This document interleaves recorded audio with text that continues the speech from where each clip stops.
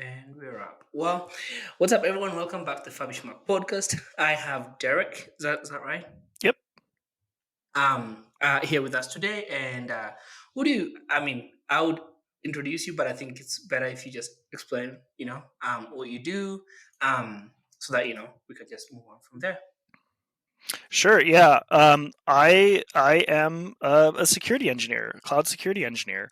I've been doing security engineering type work for a number of years now. My IT career in general has spanned over a decade across public and private. A lot of different kinds of organizations, and Mm-hmm. that's what I do. That's what I'm really passionate about in my work is really technology and security and how to enable organizations to achieve their goals while also maintaining confidentiality, integrity, and availability of their services and data. Mm. Wow, that's so interesting. So, how this is a very like interesting I guess field in industry because I guess like 100 years ago it wasn't that big of a thing, right? And then it almost like became a thing all of a sudden. Now it's like a very important thing in our life. Like the industry of like um cloud computing and all that is like at the core of everything we do. So how did you like get to this, like to the role that you're doing now? Like what led you to do that?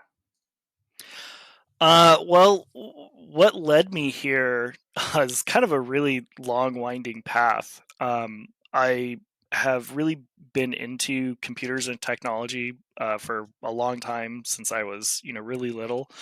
Um, I built my first computer using, components that I bought when I was in like sixth grade.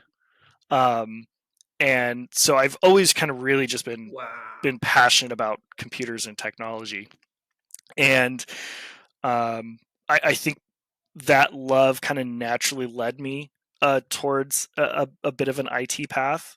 Um, but I also had experiences Mhm. that I think prepared me for security and kind of just um, that love for security. Many years ago, I had my Steam account hijacked because I used a Mm. terrible password. Ooh. Yeah, my password was super bad. Um, Mhm.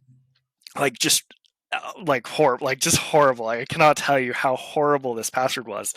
That it was so easily guessed, right? Like someone was able to just, yeah, I mean, someone was able to just kind of, Mhm. throw some guesses at the Steam login and, able to figure out what my password was.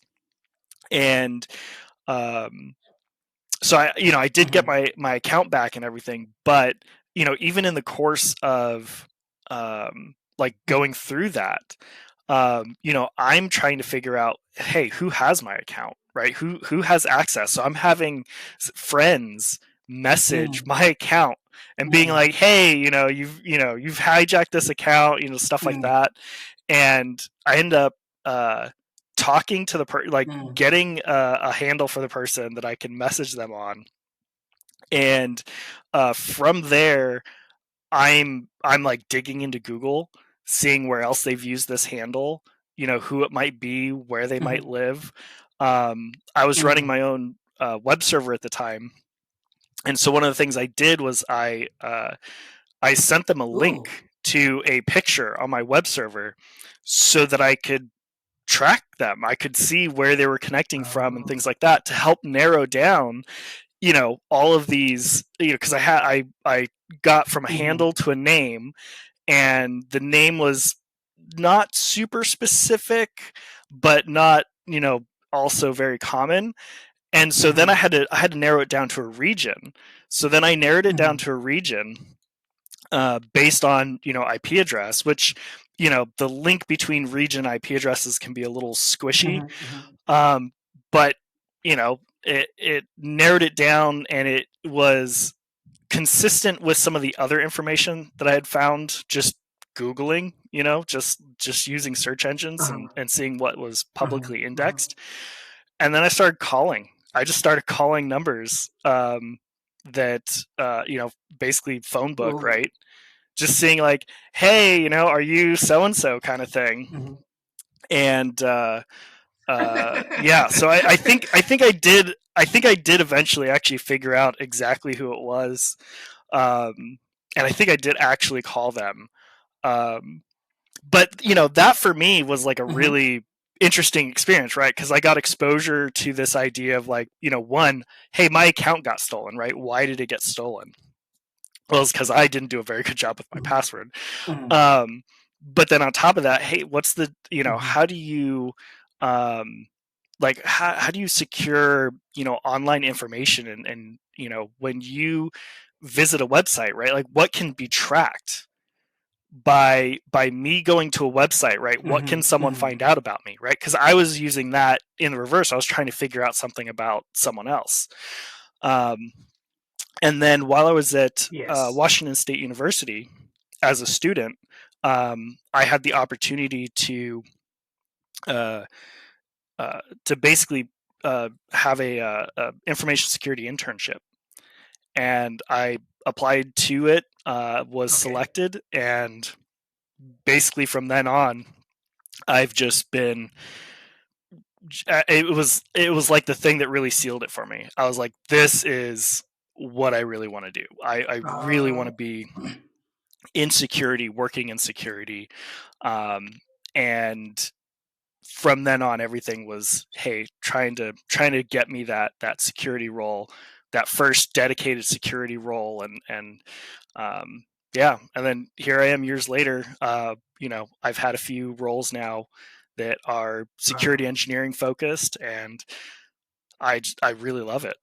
Wow, that is such an amazing story. How like one incident led you down that path. And I guess like even before that, you just said right now like you you had your own server. How do you even make that? How do you even create your own server? Like I'm really interested in like the whole process. Like where did that like how did Yeah. that like at what age did you like create your own server? You know, and what did you do with like what do you do with the server? Yeah. So I got started, oh geez, I would have been, yeah, fifth or sixth grade or something like Wow. that. Um, I used a service called Mm-hmm. XPage. I don't know how many people are gonna know or remember Mm-hmm. XPage, but it was a free website host, along the lines of like GeoCities Mm-hmm. and stuff like Mm-hmm. that. They would host your content, but they would also put ads on your pages Mm-hmm. and Okay. stuff like that.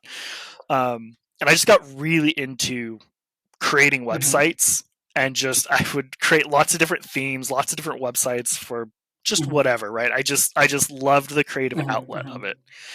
Um, and then a couple of years of doing that, I just kind of wanted to take it to the next Mm-hmm. level of having my own Mm-hmm. domain, something that I control, that there were no ads on, right? That I had, I could just do whatever I wanted Mm-hmm. with. And so I started off with just kind of some basic shared hosting, right? So I own my domain, but and I paid for hosting package, but someone else was really doing the work of running the servers Mm-hmm. and stuff Mm-hmm. like that. And uh, just as I kept learning more and doing more, um, I I just wanted to take it to the next level again, Mm-hmm. of like, hey, well, what if instead of paying someone else to host a website, um, you know, what if I just hosted my Mm-hmm. own?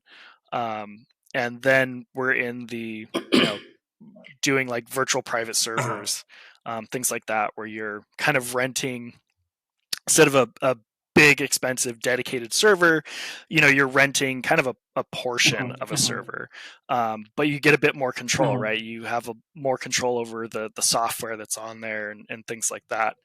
um, and yeah, so it was just kind of like just going deeper and deeper Mm. was really what it came down to. Yeah. Is just I would just want to do more and more, um, and shared hosting has limitations, right? I mean, there's certain performance Yeah. limitations and stuff like Yeah. that, and when you're in high school and you're trying to run a proxy service Mhm. to help your fellow students bypass content controls at the school, proxies, take a lot of CPU, Yeah. take a lot of bandwidth, Uh-huh. and shared hosting providers generally don't let you run Mhm, proxies. mhm. Um, and so, stuff like that. Yeah.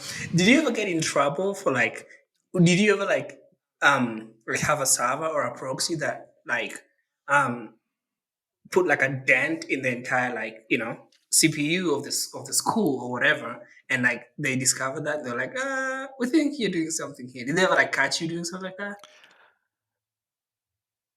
I I did. I mean, I did get my website. I did get my website added to the block list for the school's proxy. Okay. They did like their web, their web security stuff. They did add it to the block Okay. list.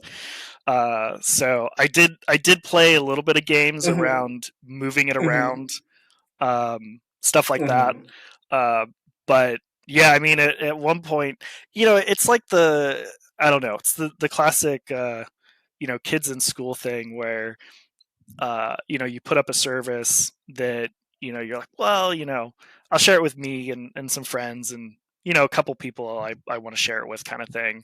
Um, and so like on the website, I had tons of like rehosted Flash games, Mm-hmm. in addition to like the proxy Yeah. services and stuff like that, which honestly were pretty much just used to also access other games. Uh-huh. Um, and so I would tell some people like, hey, I got a proxy, I got a website with some games. You want to check it out, kind of thing.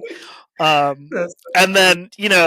then do one of those like don't like tell a bunch of people kind of Mm-hmm. thing, Mm-hmm. which of course everyone would tell everyone, right? Mm-hmm. Mm-hmm. Um, and so of course like I had people like my entire class who knew about the website and they were Uh-huh. visiting it and stuff Uh-huh. like that. So of course it became really obvious Mm-hmm. when they were looking at their own logs, like, oh, This all these kids are going to a website that has a bunch of guy. games on it, add it to the Mm. block list. Ah, that is so funny. So Yeah. Wow. That is so interesting. Like, it would be so interesting to be the one to run the whole thing. Like, okay, so you said okay, so you mentioned that when the person got your Steam account, you had your own server. So you sent him a picture or something, or like a link, and then he came to your server.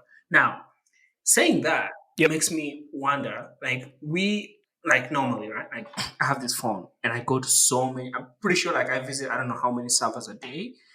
How much do they have access to me? Like because we always, Mhm. we always think, oh, there's no way. Like on the front page they tell us how Yeah. encrypted and safe it is, but like how safe is it? Like how safe is the normal human Mhm. being? Like how far away is the normal human being from having an attack like that? And because I guess another thing is people are very oblivious and they just believe they're safe, I guess. Um, how safe Yeah. is just a normal human being from the next attack? Does that make sense? Yeah, and it's I'm gonna use this phrase that security people love, and it's probably gonna come up multiple times. It depends. Mhm. It really does. Um, eh, I think a good kind of recent example of this is 23andMe. I Mm. don't know if you've read much about what happened with 23andMe, but Mhm. um, 23andMe's website was kind of hit with um, a pretty straightforward and simple attack. Mhm. And it's known as credential stuffing. Mhm. What credential stuffing is, someone takes known compromised passwords from other website hacks and they just try it on other services. This has happened, many, many times 23andMe is not, remotely the only service that has been, hit by something like this. This is a very kind of common, basic way of trying to gain access to accounts on a Mhm. service. Like, it's probably one of the first things you're going to Mhm. try, because you have, from all these other data breaches, you have emails or Mhm. usernames and Mhm. passwords. So why not try it to see if they work Mhm. anywhere else? Mhm. And so that's what happened with 23andMe. And you had, people on 23andMe had, some people probably had really great, strong, unique Mhm. passwords, where, it was a password they only used on 23andMe. Maybe they were, it was generated and it's being stored by a password manager. Mhm. They're doing everything they can to kind of secure their account. Mhm. But then you had, uh, and including like multi-factor authentication, which 23andMe offered multi-factor authentication, Uh-huh. but it wasn't required. It was just optional, right? People could go Mhm. in and set it up, but nobody was required to. Yeah. And then you have people who maybe just aren't as technically inclined, who um, don't really think about password security that much, because Mhm. it's just not something they think about, right? Like, this Mhm. is, we have to, as an industry, sometimes we have to remember, uh, that not everyone thinks about Yeah. security all the time, right? Yeah. Yeah. And so they reused a password. It's a password that they use across a dozen different websites. Mhm. And so those were the kind of people who got kind of wrapped up in this. And Mhm. so the malicious kind of party who was attacking 23andMe with this, only compromised, I think the number was like 10,000 accounts or something like that, Wow. right? Mhm. Like, it was a small, relative to their entire user base, it was a pretty small number. Mhm. But because of how 23andMe has their DNA kind of sharing and linking, and stories where you can, look to see who you're related to and all this kind of stuff, what Mhm. was, 10,000 people having, their accounts compromised, also then became hundreds of thousands, potentially millions of customers having, Mhm. DNA and relationship information downloaded, Mhm. right? Mhm. Because since from those 10,000 accounts, you can kind of see the next level out and stuff like that. Now you have a much wider breach. Mhm. So even people who were doing everything right, at least as far as, what we think of from like a security perspective, Mhm. they're still wrapped up in this. Yeah. Yeah. And it was because, uh, you had a combination of lax security from 23andMe, who could have been doing way more to protect their users from this type of an attack, to Mhm. just people who are just not even related to Mhm. you, just not securing their own data just because it wasn't something they knew to do or thought to do. Movement of data, right? Where are you most vulnerable? Like what do you put the most priority on in terms of like data movement and storage? Online mostly. Okay, okay. Um, so let me pick up from there. Um, so since every website, you know is independent, has their own kind of, security programs, security rules, or just, it Mm. depends on how much they even care about security. um, you know People are just kind of left to make their own decisions about, what they're willing to share, to who. Mhm. um, and this is where we start uh, getting into a concept that we call risk tolerance, right? How Mhm. much risk are you willing to accept, to be able to use a service that you want to use? Mhm. Um, that service could be something as broad as the Mhm. internet. Like, if we're thinking about ad networks, and how some people will use extensions like uBlock Origin to just kind of proactively block as much, ad Mhm. related, Mhm. or tracking related websites and domains and Mhm. scripts Mhm. as possible. But that's also not something that everyone does, right? Some people, um, may just not really care. Like they're willing to accept kind of a higher level of risk, um, Mhm, and mhm. so they don't bother using those types of extensions, even though they know they exist. Um, and that's, because there's a lot of, you know society's very online, right? I mean, there's a lot of stuff that is very online focused, and it's not just social media, right? I mean, we're talking, business, and like this platform right now is an online platform that we're using.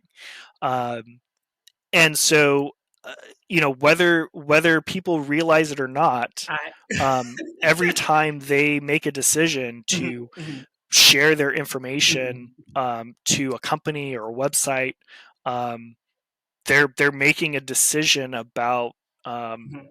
about risk, right? They feel like, the risk of the information that they're giving, Yeah. being, misused, mishandled, or whatever it is just lower than the value that they're going to get from utilizing that service.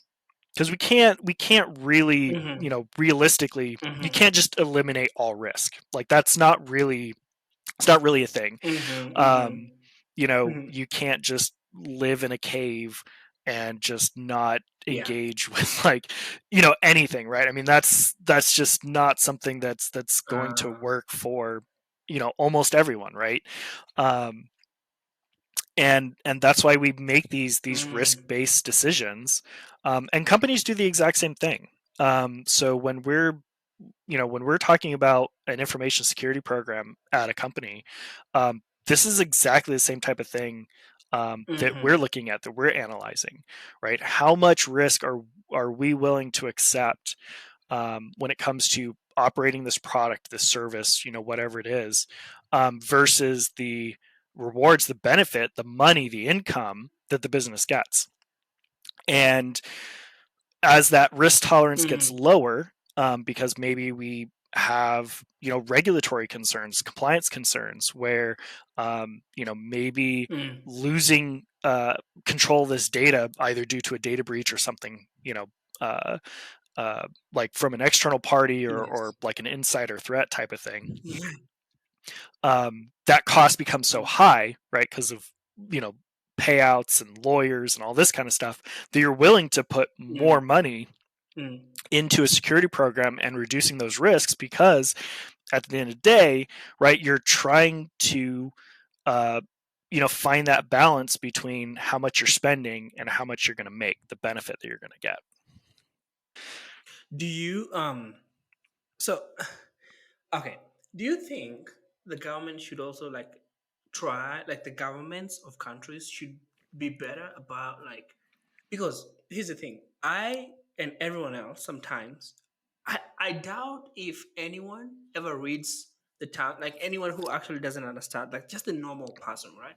I doubt is if most people Yeah, yeah, nobody you reads just it, click right? You yes. just click You yes, you just just click scroll all the okay. way down and you click OK, right? Do you think the companies know that you're gonna do that, and Yep. that's why they hide the fine print? Like, do Hmm. you think that's kind of almost like manipulation because they know, oh yeah, Yes. we're gonna make it so white and we're gonna put this font that you are just gonna get so bored. You're just like, I gotta read all of this. I'm just gonna click yes because there's so many, Yeah. like TikTok. I'm not gonna sit there and read Yep. all of TikTok's right and regulations, but maybe I should because Hmm. in there might be something I did not even know. And then if I get like attacked online and I go to them, they'll be like, "Oh, check our thing." That's such an interesting like way to go around from both parties. Like one person is quite lazy, so they know they can use that, but at the same time, they did tell you, but you just didn't read it. So um, Hmm. I, I have a question though about social Yeah. media. What? Because I'm pretty sure you read more. Yeah. Well, and if I can, real quick, because I think you asked a Mhm, very mhm, interesting question in there, that we have, a lot of kind of really interesting mhm, examples for and about, because, when it comes to government trying to regulate this, right? Like, there's going to be mhm, a lot of misses, right? Because you have, very well resourced companies who are going to leverage every bit of lobbying and legal power that they have to, kind of maintain the status Mhm. quo as much as they can. And they do know that people just don't Uh-huh. read the terms and conditions. And it's even there's even been companies who like smaller organizations who do this as kind of like a kind of a Mhm. joke on this whole idea, where they'll embed in their terms and conditions some type of statement where they're like, hey, if you're reading this, send us an email to this address and we'll give you a thousand Yeah. dollars. Right? Like there's these examples of companies embedding rewards or prizes to people who uncover them by actually Mhm. reading terms and conditions, because that's the whole joke, right? That people don't Mhm. read terms and conditions. Um, and so what we've seen kind of in response to that, is kind of sometimes a battle Mhm. between companies.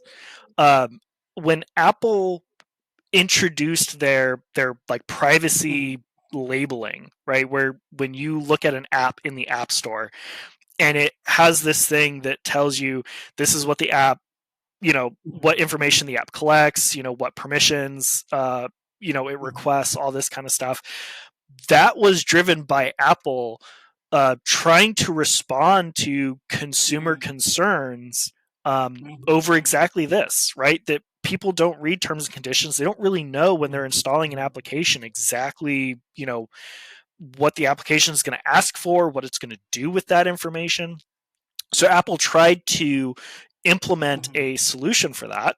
Um, it's good in some ways, falls short in other ways. That information is really Mhm. self-reported, so an app owner can just Mhm. kind of Mhm. lie on it, and there's no, Apple's not really verifying all the information that's on there is fully Mhm. true, accurate, and correct, because it's also a scaling problem, right? Um, and they don't it's something where they would have to spend money to be able to do that, and they just haven't decided Mhm. that it's worth the Mhm. money expense to do it.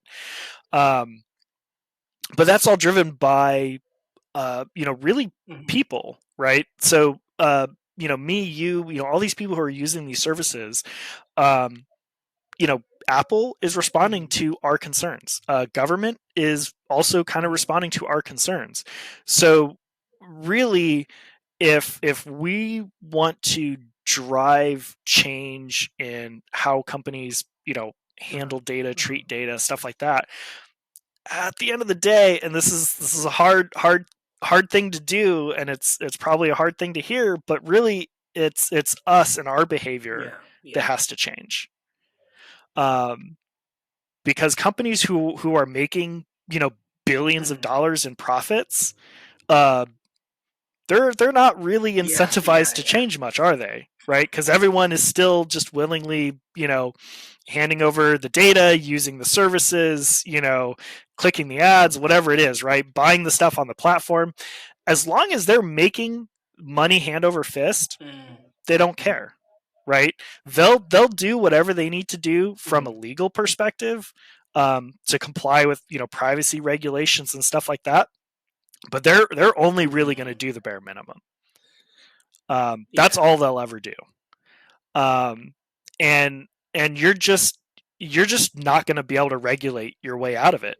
You really just can't, because these companies have a Mhm. lot of resources, a lot more. It sounds weird, but in a lot of ways, they have more resources than the governments that are Mhm. trying to regulate them. Um, and and so they're always going to get that little advantageous change to the language, or get that one little section Mhm. dropped, or whatever it is. They're going to still make sure that they get what they want. And we see this too in threats to pull out of markets, right? I mean, when Facebook or any social media companies saying like, hey, well, we'll just not operate in your state or Uh-huh. in your country or whatever it is, that's they're basically using that Mhm. consumer pressure. They're now using it to their advantage, right? Because they they know that withholding their service is going to cause more problems for the government organization that's trying to regulate them, and them getting yelled at by all the people who now can't use, whatever Mm, platform they want to use. That's going to cause them a lot more grief than, well, we'll change the yes. language on this so that you'll be happy. Wow. That's actually a very interesting like little dance going on. Um and like I'm very curious. Like, okay, like Yeah. on social media, you almost pretty much in my head, for some reason, I trust um I normally trust like the main ones like Instagram, Facebook, um not Twitter that much, Snapchat, right?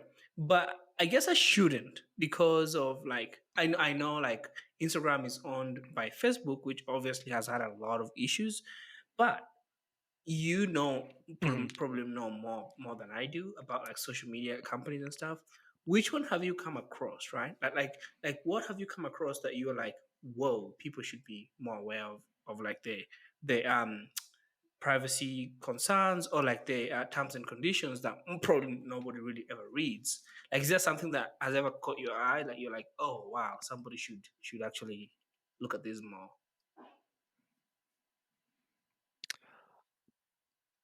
Mm-hmm. Honestly, not really. I think social media, operates on a pretty Mm-hmm. consistent basis in terms of wanting to collect all of your data Mm-hmm. all of the time. Um, because that's, they need to monetize, you as a Mm-hmm. user somehow.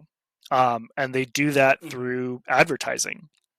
And the better tools that they can provide to Mm-hmm. their customers, right? The businesses that are trying to advertise to you, um, the more, uh, the more targeting categories, the more, accurate the targeting can be, whatever it is, the better they can make Mm-hmm. their ad platform, um, that's just going to drive their profits higher, because them providing services to you is like pure expense, right? Even when you look at platforms like like Twitter, and how they've had, the Twitter Mm-hmm. Blue, like you can pay for, certain services Mm-hmm. and benefits Mm-hmm. using that platform now.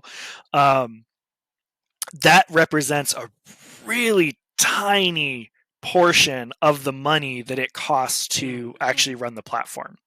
So every additional user, independent of any advertising stuff like that happens, every additional user onto a Mm-hmm. social media platform is an Um, expense, right? Because it costs money for them mm-hmm. to Mm-hmm. provide you this service for free. So all of the data that they collect from your device, from your activity, from, who you follow, what you interact with, what you comment on, how you interact with certain types of data, right? Because they want to look at, if there's this post, that we categorize as maybe about a certain product or about a certain political idea, or whatever it is, right? Because they're going to Mm-hmm. categorize all this content. Your reaction to that content, right? Because like Facebook has different Mm-hmm. reaction emojis, right? Like you can react Mm-hmm. positively or negatively to things that you Mm-hmm. see on Facebook.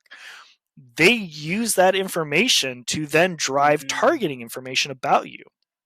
That's why when you look in your Facebook interests, and you kind of dig into that information about, what Facebook thinks your interests are, or any social media platform, right? I mean, Twitter does this, Mm-hmm. everyone does this, right? Like you can access this Mm-hmm. information under your profile. You'll see a lot of stuff where you're just kind of like, why, like why do they think this, or Mm-hmm. how did this end up in here? um, it's driven by your activities on the platform and any inferences they think Uh-huh. that they can make from your Uh, activities on the platform, because they ultimately, like I said, they want to sell better, more accurate targeting data to gotcha. their ad customers. And so if it matters that, you know, a business wants to target their product or a certain ad, or how they specifically word an ad to like just something as simple as, you know, Apple, like iPhone, iOS customers versus Android users, Mhm. um, Yeah. the platform is going to do that. They're gonna use that information to help businesses Wow. target ads That towards is you. so interesting. Um, wow. Yeah, I almost feel like we almost now depend on this ecosystem that is like everything internet. We really can't, like, we really don't. I don't think society could survive Mhm. without it. But also we also, I think we've reached a point where we have to accept that we can never really like run out of the cage that is the internet. And at some point somebody's going to exploit somebody else. So Mhm. it's Yep. just like how much are you exploited and how much are you able to like Yeah. to like see it coming. So it's almost like a delicate dance. But I wanted to ask you specifically for the job that Yep. you do, right? Obviously your job is to Yes. procure this service and for companies and stuff. Yeah. How do you see threats coming, and what do you do Yep. to stop them? Mhm.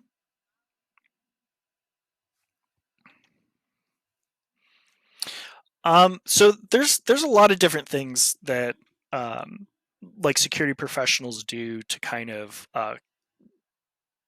keep on top of Hmm. what they might see.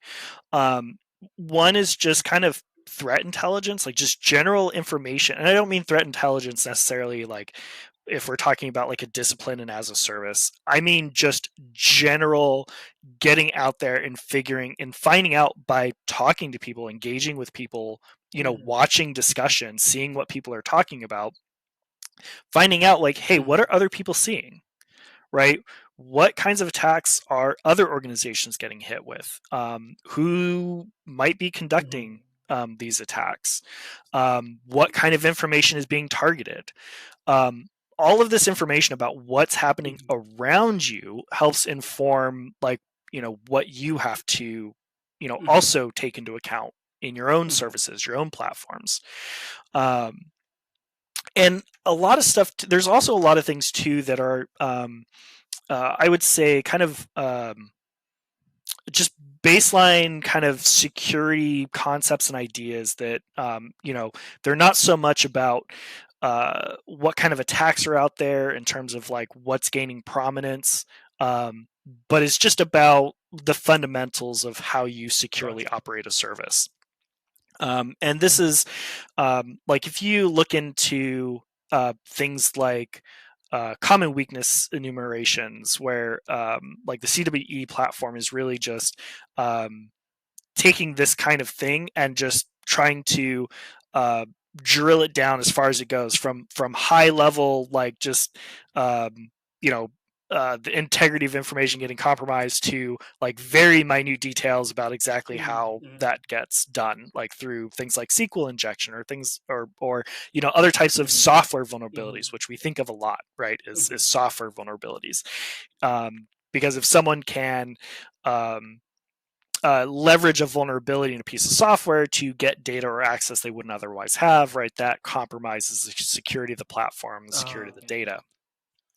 Um, and so there's also a big aspect of just that, like understanding, you know, the services you have, the languages that they're programmed in, what types of security concerns are maybe unique to those languages or tied to those languages, and how do you build software in a robust manner such that you when there's a failure condition or there's you know like a vulnerability, like how do you help try to Mm-hmm. contain that as much as you can, or just make it a lot less likely that a vulnerability is even going to be there Mm-hmm. in the Okay, first that place. makes sense. Um, there is one thing. And those types of things are, they can sometimes be tied to Okay. research, like just in terms of like sometimes there's kind of classes of vulnerabilities that can sometimes gain prominence or something like that. Like um, sometimes we see that. Oh man, what would be a good example? I'm trying to think. Um, uh, Yeah, so I can't think of a That's good funny. example right now, but sometimes there are classes of vulnerabilities that kind of get a lot of attention, um, and those aren't the only things that Yeah. we watch out for. It's kind of like you just kind of have to be thinking about um, uh, you have to think about Yeah. security holistically, right? It's not just you have to think about how you build your software, how you deploy your software, how your Mm-hmm. software is used, right? Like how people actually use your software. Um, that because that's something that will happen too. Is that sometimes Mm-hmm. there's a disconnect between how you intend or think people Mm-hmm. use your software or your online service and what people Gotcha. actually do, and that gap can actually drastically affect the security of data on your platform. Because like if you build something that you never intend to be used for sensitive data, things that might be like health data or PII or things like that, you might you would build different Mm-hmm. security controls than a service that you specifically intend to be Mm-hmm. used in that way. And so if you have something where you haven't taken that into account, and yet your end users are actually Mm. using it for that, um, Yeah. that's a problem. It could be an end user training problem, right? This could be something where you need to uh, be maybe more proactive in telling your users or educating your users, and hey, this is not a platform for that type of data. Like you should not Yeah. put that type of data here, um, or you just need to rethink what the actual usefulness of your software is, and maybe that is the Mm. direction you need to go, and maybe that is what you need Mm. to target more. That's so interesting. Well, one last question I have for you. And I've always wanted to know this so much. So, like in movies, right? There's this show I watch called Scorpion, and it's about like this Mhm. genius with like a bunch of other geniuses who Okay. probably never went to school, but are just actual geniuses. And he's always like doing these things where like he's like, oh, Mhm. downtown LA is under attack. Like there's something, there's like a vehicle that has been compromised, by some attackers, and is going to hit this building or whatever. And then he opens his laptop, and then types something real quick, and then he's like, Mhm. "Oh, I got in the system," and then that's it. Like, they somehow they swab the bus off, Mhm. and the day is saved. But I always wonder, like, how close to the movies is it, like what you do, like when you're like intercepting like a threat, or like you just like your daily work, right? Like, like we see like computers with like codes running and stuff. How Yeah. accurate is that, or is that like so far from like what it actually Yeah. is? Reality can be a lot more boring than that, which is why they have to really jazz it up for movies and TV shows. A lot of times Mhm, what you're looking at when you're uncovering an attack on a platform or something like that, you're looking at logs, right? You're looking at log data. You're writing, these search queries for mhm, mhm, logs, um, and you're kind of pivoting within these logs to mhm, look at other logs, and you're just kind of correlating information to be like, okay, well, I see, this activity over here, which relates to this activity over here, and that's tied to this, and there's this data over there. And so it's um people joke about uh like really just uh that it's a lot less glamorous, right? That being in a security mm, operations mm, center and actually doing this work, it's not super exciting, right? You're not kind of like, hands on doing like hands on mhm, keyboard anti hacking type stuff, because really, like, so that there is like mhm, a kernel of truth to that, right? Because when you discover that you have a data breach, and that maybe someone has active access to your systems, you do have to kick them out, right? Like there is stuff that you're going to have to do to kick them out. Um, Mhm, mhm, but that mhm. process of actually getting someone out of your system, um, it's a lot of looking at logs. It's a lot of setting up additional like telemetry sources so that you can try and identify everywhere they are, because when you try to remove them, you want to kick them out completely, right? You don't want to have them be able to regain access Mhm, through a mhm. back door that you didn't see.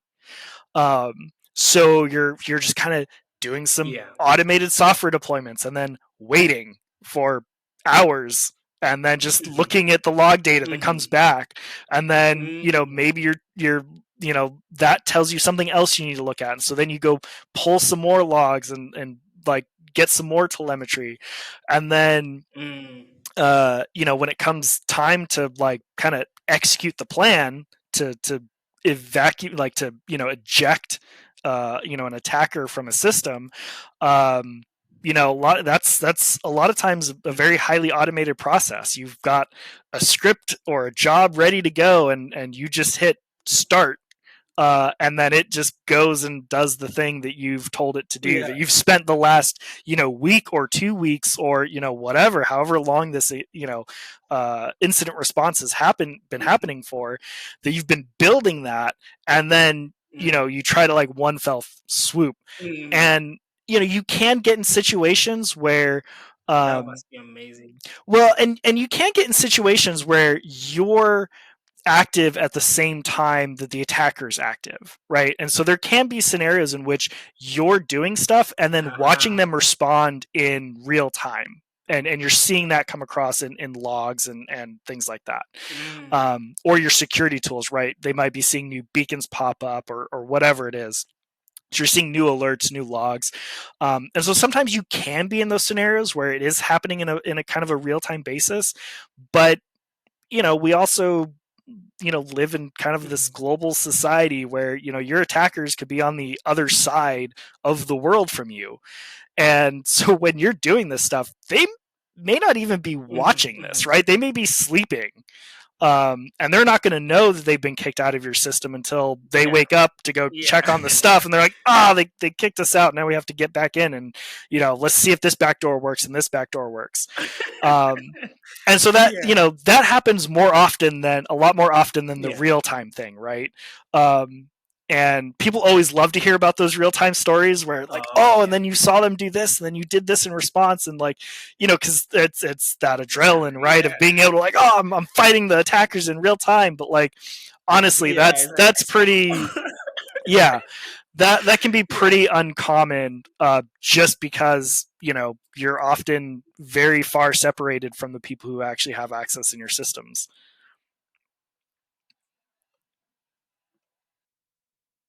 Interesting. Okay, so one last question. I mean, I said last question that time, but this is actually the last one. How do you keep up with the normal trends? Because now there's now AI Hmm. that's coming to the game. Also, what would you say? Like, I have my phone right here, right? Yeah. And there's so many things in the settings that I could look at. But what is the single most important thing when it comes to security in the phone? Like, what is the one thing that people maybe don't know, but like is like the heartbeat of the phone when it comes to security? Phones are kind of an interesting thing to talk about, because uh, this is it gets us into a little bit of concept of threat modeling, which is for a given person, service, whatever it is, right, within a given context. And if we're talking cell phones, we're talking about a Mhm, person, right? What are the types of mhm, threats that may face them? Now, if you're just kind of just a regular person, that you don't have any special kind of job that gives you any sort of um, uh, you know visibility or notoriety or influence or something like that, um, the biggest threat to your phone mhm, is probably just someone stealing it. So having a mm. having encryption on your device, which is default in iOS. It's been increasingly default on Android devices for a very long time now. Um, so using a like a pin code that isn't 1111, or something that might be easily known about you, like your birth date or something like that. um, that's going to be Mhm. the biggest thing that you Mhm. can do to increase the security of your device, because that's honestly the most likely threat that you're going to see. Mhm. In addition to like keeping your device up to date, right? If Okay. when your phone says you have a software update, you should update the software, right? Like you should keep it up to date. Um, Yeah. but then there's other people who, maybe you're a journalist who specifically does investigative Mhm. reporting about like corruption, or about government Mhm. entities, stuff like that, for authoritarian governments. Your threat model is very different, right? Mhm. You're maybe less concerned about Mhm. getting pickpocketed and someone snatching your phone out of your pocket or your bag, and you're more worried about someone trying to target you very directly and very specifically with malware. Things like Pegasus, right, is in the news a lot because that's Mhm. that's a malware family that is very commonly used to Mm. target journalists and dissidents and things like that. Mhm. um, so now what you need to do to Mhm. secure Mhm. your device, your phone, is very different than what maybe you or I need to do to secure our phone. um, Yeah, and so there's kind of that's really true. there's really no one answer there. But I would say universal to everyone, right? Like you should always keep software up to date, right? Security fixes are distributed through software updates, so you always want to be updating your phone's operating system, your browsers on your computer. When Firefox says it has an update, almost every single time there's security fixes in there, right? So you want to install that update. Don't just wait for that Mm. little arrow, that little update arrow, to go yellow, then red, because you haven't updated it in the last month. Yeah. Update it, right? Like Firefox will remember your tabs, right? It'll remember, it'll automatically open all the tabs you had open, Mhm. right? They've kind of lowered that barrier to Mhm. just triggering that update for the browser. So just do it, right? Like just keep that software up to date. um, and Uh-huh. that's going to be one of the biggest things you can do, just to kind of in terms of like device security, right? Which is what we're talking about, is device security. That's going to be one of the biggest things you can do, is just update the Mhm. software. Yeah. Yeah. Well, for people who would want to do what you're doing, Hmm. right? What is that like? Okay, I guess everyone has a different path, Yeah. but what's something you tell them, or like what's something they would need? Um, because like your I path is more like the natural one where it Yeah. just came out natural, but I guess. So I would say the biggest thing you need, because there's people in who work in security who, prior to having a security role, like they weren't in IT, and they didn't have like they may have majors that Mhm.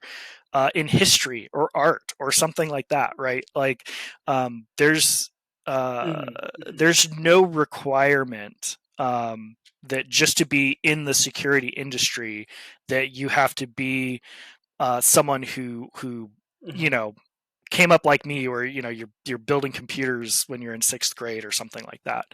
Um, and that's Mhm. because, Mhm. like, really, the it's the mindset that's really important. It's the ability um, to Mhm. imagine scenarios, um, or um, Mhm. like think outside like what is expected. Like if you're the type of person who you're in a website or in an application, and you see what you're intended to do, right? Like it's the way that the page is presented to you, Mhm. or Mhm. whatever. Like you can see what you're intended to do, but your thought goes, I wonder what happens if I don't do that, right? If I do something else, what else can I do? What can I do that Yes. they're not Yeah. expecting? If you Mm-hmm. can have that kind of mindset, that Mm-hmm. is really, really valuable in I do that security, a lot. because it's not something, it sounds really simple, because you're, oh yeah, I can think of things that, you know, Mm-hmm. like, but it honestly, like, it really isn't as kind of uh like having that be like this constant thing in your head, um isn't really as common as you might think. So if you can Mm-hmm. develop that, and you Mm-hmm. can look at Mm-hmm. any scenario, right? I mean, it could be, you could be at the grocery store, right, and just thinking about, like, you know, Mm-hmm. how do they intend me to use, like it's like self checkout, right? If you're looking at a self checkout system, right, how do they, you know, how do they Mm-hmm. intend me to use the system? What are the Mm-hmm. things that I could do that they're not anticipating or they're not expecting? um and you know, Mm-hmm. Mm-hmm. like stuff like that is yeah, it's not a skill that you can really teach very well, because it, you know, you can kind of like give Yeah. examples to people, Mm-hmm. but it's very hard to like teach someone how Mm-hmm. to do it. So if you have that mindset, or if you can Yeah. develop it yourself, Yeah. that's going to go really Mm-hmm. far in terms of security, because at the end of the day, that's really what you are trying to do in a security role. You are trying to think about the intended and unintended consequences and side effects about what you are building, what you're making, and putting out there into the world for people to use. And um, you know, it's not, it's something that, you know, you think that, you might think like, oh, like a, you know, if you have like a well resourced company, like if we think about Apple, right, um, and Mm-hmm. uh, and like they've got, you know, they've got, I mean, they sit on a giant pile of cash, right? I mean, they've got like literally just like hundreds of billions of dollars that they just have in bank accounts because they just make so Mm-hmm. much money. So you know, you might think of them as very well Mm-hmm. resourced, right? They have all this money that they could use to solve like every security problem imaginable, um, for any product that they build. Mm-hmm. Um, but we are Mm-hmm. human and imperfect creatures, and we make Mm-hmm. mistakes, and Mm-hmm. so that's how you end up in Mm-hmm. situations where, you know, we still have problems with the things that we build. And there can be different reasons for this. You know, sometimes you may have internal teams bring up concerns where, um, you know, like if we think about, like Bluetooth trackers are a great example of this, right? Things like, you know, Tile, and Mm-hmm. Google's going to have a tracker coming out, and of course we have, you know, Apple's got their, you know, tracking product. Um, this is a really great example of this because, Mm-hmm. um, they can be used for very bad, nefarious reasons, right? The way that we commonly think about them Mm-hmm. is, you know, oh, well, it'll help me find my keys, or, you know, find my child's stuffed animal, Yeah. right, if it ever gets lost, so I can go, I can make sure I can find it because Mm-hmm. it's their lovey, right, it's the thing that they, you know, they're really attached Mm-hmm. to. Like that's the surface thing that Mm-hmm. we think about, right? um what people don't often think Mm-hmm. about, um, is the abuse of that technology, right? That it's going to be used for domestic violence, that it's going to be used for sexual assault, Mm-hmm. that it's going to be used for, you know, like all these very bad, terrible things, right? Um, and within a company, Mm-hmm. like Apple, you have competing, um, you know, competing like desires, for what to do with a product, because you may have a security person who's like looking at this going like, like this is going to be bad, right? Like people, like this is going to be easily abused, and yet, Mm-hmm. Apple as an organization may be like, Mm-hmm. well, yeah, but we also want to make money, and so we're going to sell them. And so this is where we've ended up in a scenario where, Apple and Google are kind of trying to solve this problem that they created after the fact. um, Mhm. which, because one of the things that people don't think Uh, about is really what was, in a lot of ways, um, the main not necessarily the main innovation, because I wouldn't say that Apple necessarily was like the company that innovated on this, because I believe Tile was the first who actually did this, where they leveraged other Tile users to be able to mhm, see other people's tiles, so that even if you weren't in range of your tile, you could still kind of find it. But it was the scale at which Apple I read that. operated Yeah. it, right? Because when Apple does it, it's not just, Mm, what's the small percentage of phone users that have this product. It's every single iOS device now becomes something that can be used to, mhm. to track, these, the position of these trackers. Um, so the scale was really transformative. Uh, Um, but, Apple didn't at the start say, oh, well, we've built in all these security controls, and we've worked with, Google and all these people to make sure that, like, you're less likely to be tracked by an unauthorized, like, tracking device, stuff like that. They didn't do that proactively, right? That happened, much mm, later, mm. after many public cases of these types of things being misused and abused. Because, Oh. like, at first, right, Apple's like, well, like, if one of our devices are following someone, unintended, like, it'll beep a thing, like there's a little speaker, right? Because that's how you can help find it, is you can Mhm. have it play that location tone. Uh-huh. um, but you can also just remove it, right? Yeah. You can open up the device, you can just remove the speaker, and so, like, that doesn't really help a whole lot, right?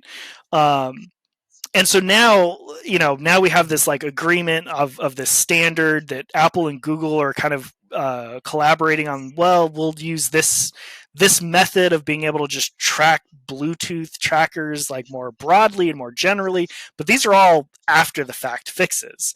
um and it's, Mm, mm, thinking about those types of problems. um you know that's really what it takes to be, I would say, just a security person in general, right? Like, you have to be able to foresee that something as simple as changing the yeah. scale at which a service operates can drastically change the Mhm. potential of abuse or threats or things like that. um, so that's why I say that the mindset Yeah. is the more important thing, right? Wow. Mm. That's so interesting. Wow. It's almost like every good thing, you might picture this like I'm pretty sure like Zuckerberg or Steve Jobs when they were building these big companies, they never thought about like the negative consequences of that would come with it. Yes, That's so interesting. that's very But common. I have a question for you, That's very Darren. common. Yeah. Yeah. Oh man. But I have a question for you. Yeah. Should we accept cookies? Yeah. We So should. cookies, I would say cookies aren't nearly as bad as people think. So what a cookie um, is it's really just, a small container of information that gets stored on your device, by a website. Mm, And cookies are okay. a very, like, normal part of how the web operates. So when you log into a service, you want it Hmm. to remember that you're logged in, right? You don't want to have to, like, log in on every page, or, Hmm. whatever it is, right? Like, you want that session to stay active. Well, that's all backed by cookies, Hmm. Hmm. or in browser storage, right? Oh. More broadly, like, if we just talk about in browser storage Mm, in okay. general, um, a lot of this stuff is powered by that. um, and it can be used to Mm-hmm. store information. Like if you're thinking about ad networks and tracking and Mm-hmm. stuff like that, it can be used to store an identifier, some unique ID that's used to, uh, locate your device or track your device, something like that. But like, so can like your username, right? You being logged into a service, Yeah, and that's true. and the fact that you log into a service, is something that, because if we think about how, modern ad networks operate, and all the different paths of information, and how, anonymized identifiers work, and all this kind of stuff, because you think about like your TVs, or your phones, they have an Mm-hmm. anonymized identifier, that they create for you on your behalf, I guess you could say. um, and those Mm-hmm. anonymized identifiers are Mm-hmm. then shared to ad networks to help, target you with advertising. Um, any bit of information about you can be used kind of in a very similar way. We see this with, something referred to as like hems or hashed emails, right? If I take your email that you use to log into my service and I run it through a hashing algorithm, I can't reverse that process. Like I can't take a hash and then, run it through some program and like find out your email. So it has been anonymized, in that regard. Um, Mm-hmm.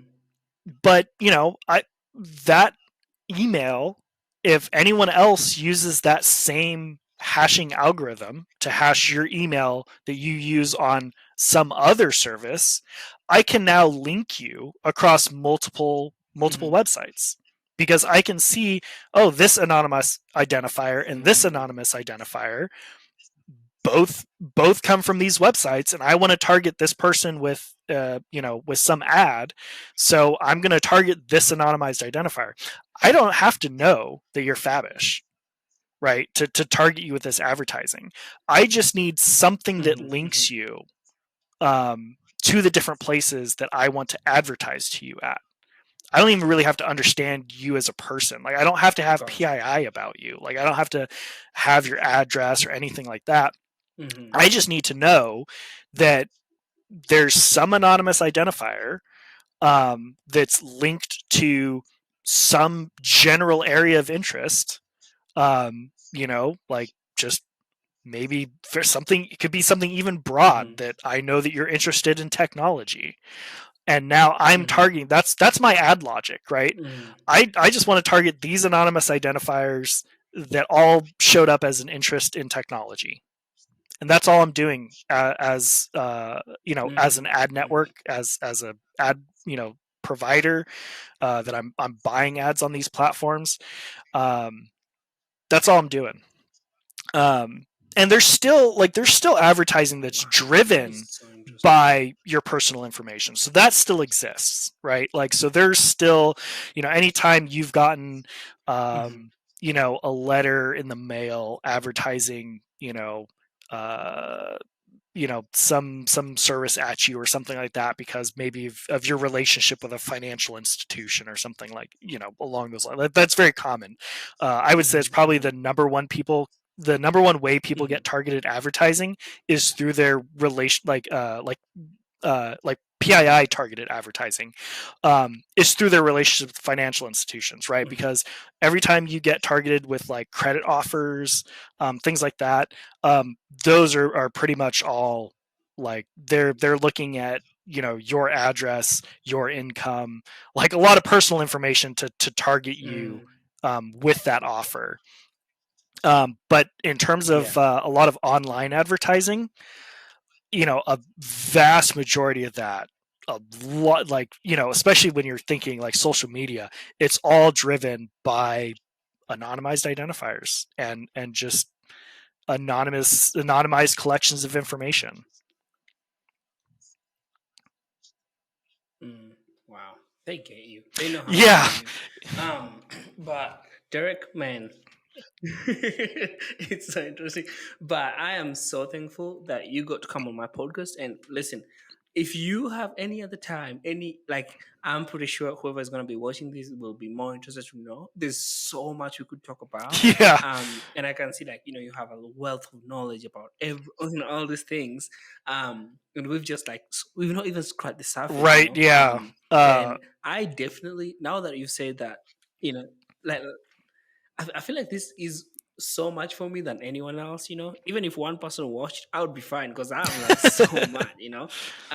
So thank you so much for coming to the podcast, and I'm gonna definitely keep up with you, and try and, like, learn more and find out more, and like you said, you're a gamer, so we could next time we could even do an episode where we just sit and talk about games.